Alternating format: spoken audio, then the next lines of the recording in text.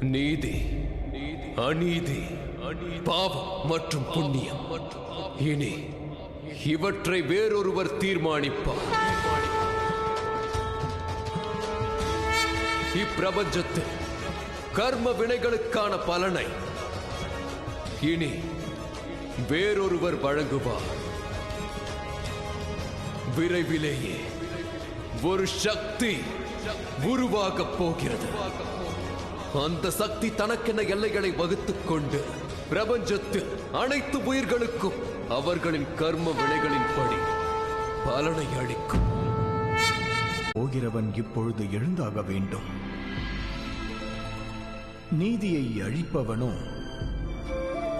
மற்றவர்களை காட்டிலும் அநீதியை பொறுத்துக் கொள்ள வேண்டும். எதிர்காலத்தில் நீதி வழங்கப் போகிறவன் நிகழ்காலத்தில் அநீதிகளை அறிந்து கொண்டுதான் ஆக வேண்டும்.